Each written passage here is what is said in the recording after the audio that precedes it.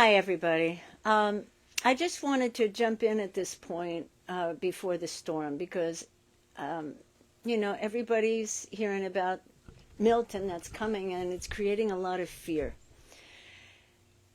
And I was thinking about that today, about the importance of not feeding into the storm with one's fear. And you go, well, that's easy to say, but you're not in its path. Actually, I am. I'm in Crystal River, Florida, by the way. And I'm not telling people to stay in their homes and not prepare. I'm saying the opposite. We all need to prepare and take what we're hearing seriously.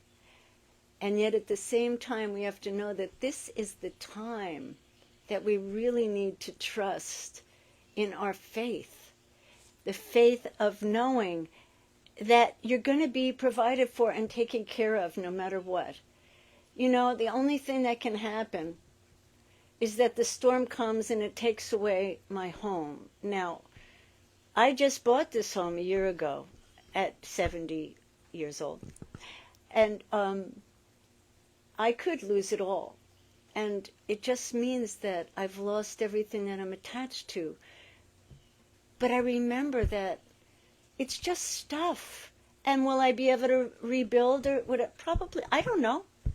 All I know is that it's stuff. And you know, even if the storm came along and supposedly took my life, there is no such thing. Nobody can take your life. You transform, you live for eternity. So I sit here and I think, well, I need to prepare and do the things that are going to protect as much as possible. But the bottom line is that I need to leave whatever's going to happen, the results of whatever's going to happen, in the hands of the source that created me, the hands of love. And you go, well, how could love even do this? It's not about doing this. It's about what we've done, and now we're self-correcting, or whatever the reason this is happening. I think the point is that we say we believe in God. We say we trust in God. It's even on our money, trust in God, you know. We even have it on our money. And yet when it really counts, which is right now, it's so easy to forget. We get caught up in the fear. And that fear energetically is not going to be helpful, not only to you, because when we get stressed out, we can't think clearly and we can't take care of the things we need to take care of. We skip things. Our brain just doesn't function the same way. So in the trust that no matter what happens, needs to happen. It's trusting in the higher source, the source of all life, that whatever needs to happen is going to happen. And ultimately, it's for our highest and greatest good. Now, that's a hard thing to swallow. You might all be saying, this lady is insane. She's crazy. Well, if that's what it takes to realize that I can't control anything past this nose, and if I can't control it, then I'm spending a lot of time trying to control something that's out of my control, and to me, that's crazy. Trying to control things that are out of our control. That's insanity. Now, saying I can't control outcomes. I can just take care of what I can take care of, and then trust. We always say, I trust in God. Well, here's the opportunity to practice it. These are just opportunities. Let's practice what we believe. Let's practice the faith in a loving God that no matter what happens, it's for the highest and greatest good. If not for me individually, it's always for you individually, but it's also for the collective good. And we're here, not only for ourselves, but we're here collectively, whether we perceive that or not. We are not on this planet by ourselves, even when it feels like that. Like when we're scared, we really feel like we're alone. And I'm here to say you're never alone. Especially not during crises. Especially, that's when your angels, your guardian angels, that's when everybody conspires. And all we have to do is listen. And when we're in fear, our ears shut down. We constrict, the blood vessels constrict, the brain doesn't work as well. So then we don't hear. And then we say, God abandoned us, but we weren't listening.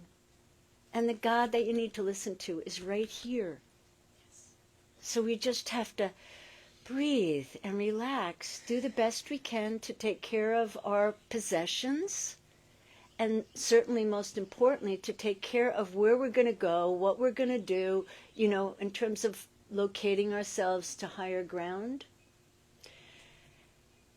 That's all of that. Do it.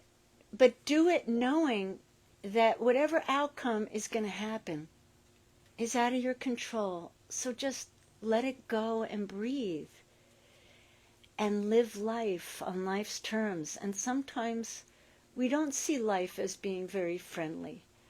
We don't see life as being for us or supporting us. But that's never the truth. And I'm here just to remind you that things are not as they always appear. When it's cloudy, it appears that the sun's left us, and it's never left us. It's always there. It's just hidden by the temporary clouds. So remember this storm. Your connection with God never leaves you. It's always with you. We leave it, but it doesn't leave us. I say it because some people want he, she, they, whatever. I don't care what you call it. But you're never, ever alone. Even when it feels like that, which is what fear does. It makes us feel alone. It triggers our fight or flight mechanism, which, by the way, we have to learn when that fight or flight mechanism gets triggered. Just take space, breathe, and go back to the truth. And the truth is that there really is only love. And love will get you through this. Just try it. Use this as an opportunity to practice what you really believe. That's what I'm trying to do. That's what I am doing. I'm not trying. There's no trying anymore. I'm doing it. And I could come back after the hurricane and have lost everything. And I recognize that. I could come back and everything's perfect. But whatever it is, that can't determine whether or not I have a relationship with my Maker, a relationship with the Creator, or whether or not the God in here is connected to the God of all, of everything, of love. That's ultimately what carries us through everything, past this life. This life is a nanosecond. Nanosecond. Whatever's going to happen, it's going to happen. Live it, let it go, learn. Live it, let it go, learn. Live it, let it go, learn. And it doesn't always feel good. It's not meant to always feel good.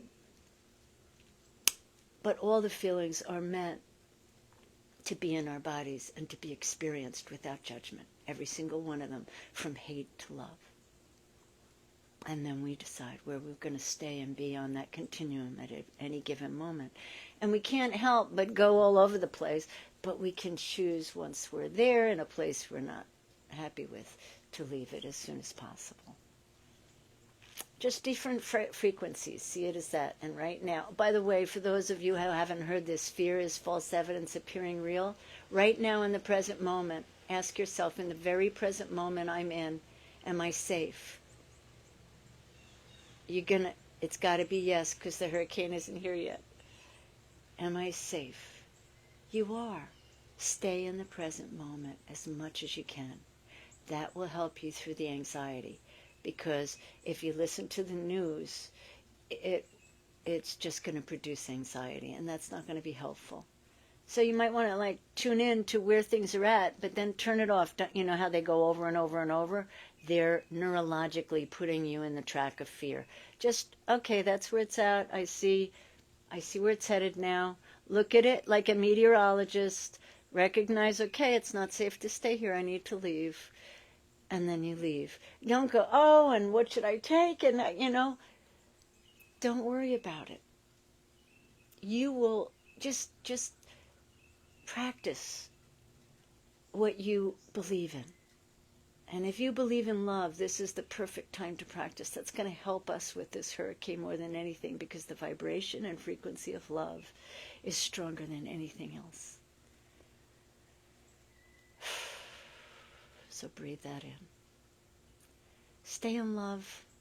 I love you. I trust this is all happening for our highest and greatest good, even when it doesn't feel good. And that helps. It helps me. Hope it helps you. Anyway, namaste. That means the God in me greets the God in you. If you don't believe that, that's okay. I just accept my love. All right. Bye-bye.